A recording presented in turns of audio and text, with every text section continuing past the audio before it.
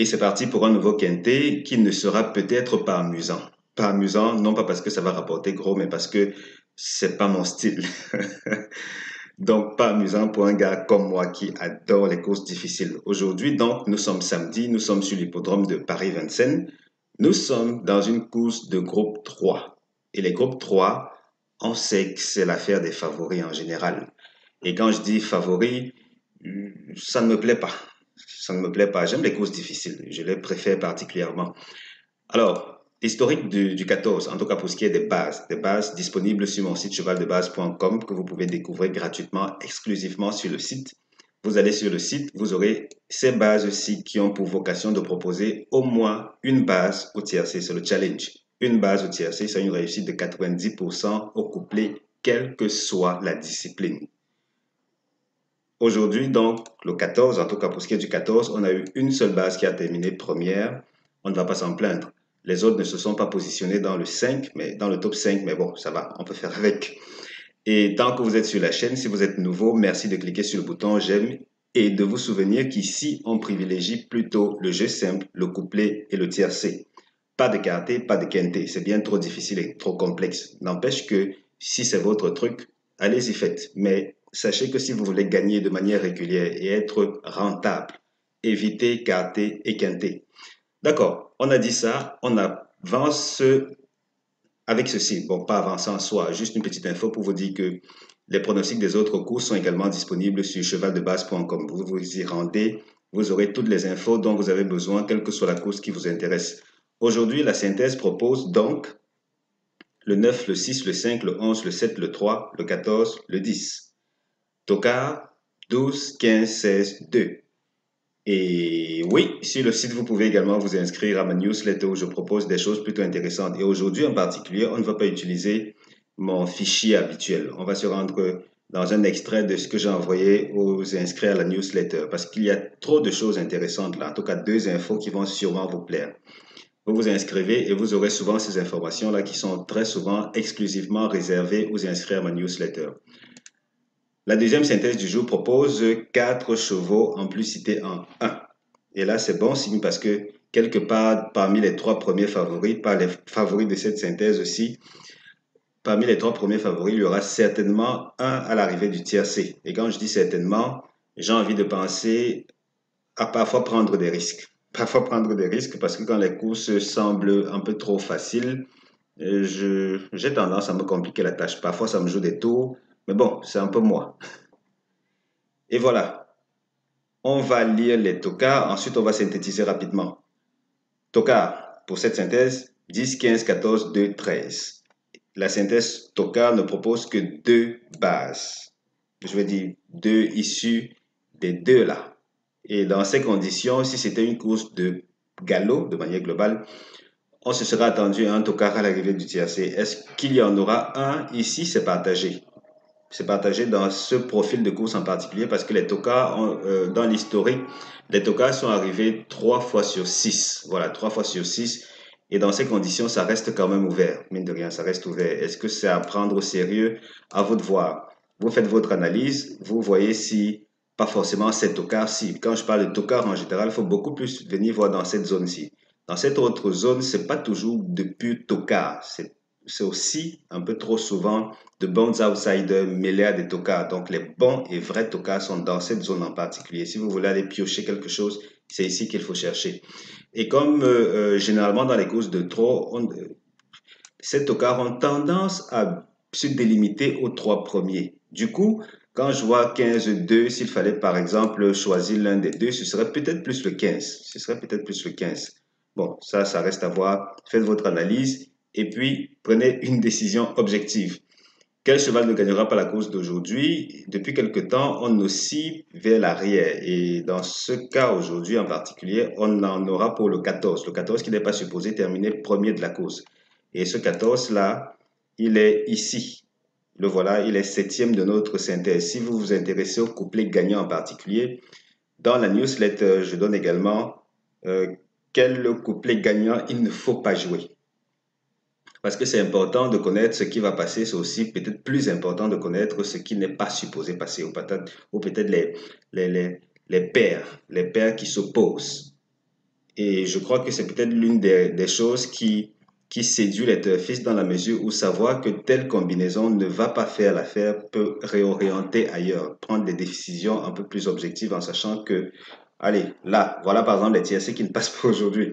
On les lit rapidement, le 9, le 6, le 10, 11, 7, 14, 3, 14, 10, 3, 7, 5, 12, 15, 16. Voilà les tickets à ne absolument pas jouer au tiercé.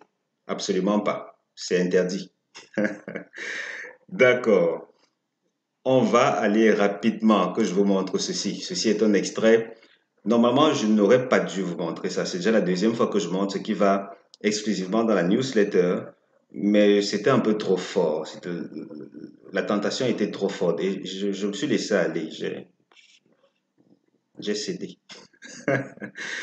Cédé pourquoi? Parce que c'est vraiment, vraiment trop beau. C'est croquant là. Parce que ici, ça semble évident que c'est le deuxième favori, je veux dire le deuxième de l'arrivée est ici, dans cette zone-ci. Un deuxième, imaginez en 1, 2, 3, 4, 5, 6 courses de recul, le deuxième, il est là. On ne va pas le chercher loin. Seulement, comme je l'ai mentionné dans une autre vidéo, ce n'est pas parce que vous voyez seulement la couleur rouge prédominante ici qu'il faut vous en tenir à la deuxième place. On peut envisager première et deuxième place, par exemple, parce que ça reste quand même très prononcé. S'il fallait tout de même s'en tenir à ce qu'on a là en face de nous, deuxième place, on fait 9, 6, 5 pour la deuxième place seulement. Ensuite, on va chercher vers l'arrière. On va chercher vers l'arrière pour ceux qui veulent jouer le simple gagnant. Pourquoi? Vous voyez qu'ici, le vert, vous savez déjà, c'est le premier de la course. Le vert a terminé premier, là, vers l'arrière. Ici, il a carrément été un délaissé. Délaissé. Regardez le rapport là. 128 euros. 22, 18, 19, 128. Allez, là, il est troisième, mais il rapporte quand même 12 euros. Et ensuite, il est encore délaissé, il rapporte 116 euros. Je ne sais pas pour vous, mais ça parle beaucoup. Ça parle beaucoup. Et je vais vous expliquer pourquoi les rapports sont si élevés. Pardon. Élevés pas forcément au niveau de la gagne, parce que vous allez remarquer que même... oh oh, qu'est-ce qui s'est passé? Désolé. J'ai confondu les rapports du simple gagnant à ceux du couplet gagnant. C'était bien trop élevé. Wow. N'empêche que là, on a quand même du 15, 6, 17, 93, 7, 35. C'est toujours élevé quand même. Et je continuais en disant que ici, même le The Show est plutôt intéressant pour ce qui est des favoris, mine de rien. C'est plutôt intéressant. Pourquoi les rapports sont si élevés? Ce qu'il faut savoir, c'est que cette optimisation-ci, elle est plutôt hybride. Quand je dis hybride, c'est entre mon optimisation avancée et mon optimisation ultra. Et là, on est dans un profil où naturellement les deux premiers favoris sont supposés être les bases ultimes. Qu'est-ce qui se passe toujours dans ces cas-là?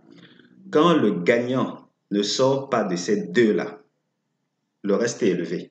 Voilà qui explique que le troisième, que tous les simples gagnants, regardez ça, c'est vraiment très élevé parce que jusqu'ici, les deux bases ultimes, que sont premier et deuxième de la synthèse, n'ont pas gagné la course. C'est pour ça que le simple gagnant flambe à ce point. Et vous voyez aussi qu'il y a une belle tendance vers l'arrière pour ce qui est du The Couillon. Et ceci, pour ce qui est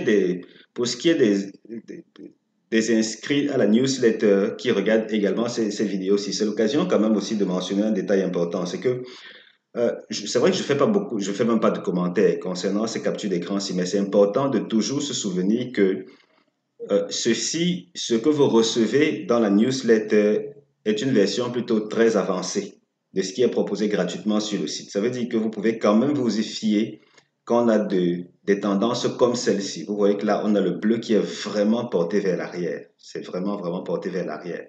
Et les rapports qui sont plutôt intéressants. Donc, du coup, si vous êtes sur theturf.com, ça veut dire si vous placez vos paris sur theturf.com, et quand je dis theturf.com, j'ai envie de rappeler aux Africains que vous pouvez également aller sur ce site-là, créer un compte gratuitement, y jouer et recevoir de l'argent par virement bancaire dans votre pays d'origine. Donc, ce n'est pas parce que je dis jeu simple que c'est réservé à d'autres personnes. Non, c'est également ouvert aux Africains. Tout le monde peut y prétendre. Voilà. Je pense avoir beaucoup parlé. Je vais bientôt mettre un terme à cette vidéo. Si les trios, pour ce qui est du tiercé, vous voyez là, on a un, deux, trois tiercés de moins de 70 euros. Donc là, c'est pour ça que je disais que c'est un peu partagé là. Ça va, ça vient.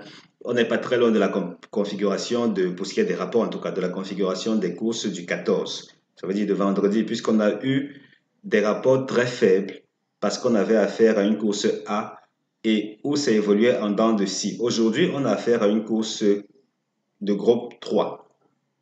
C'est aussi souvent l'affaire des favoris.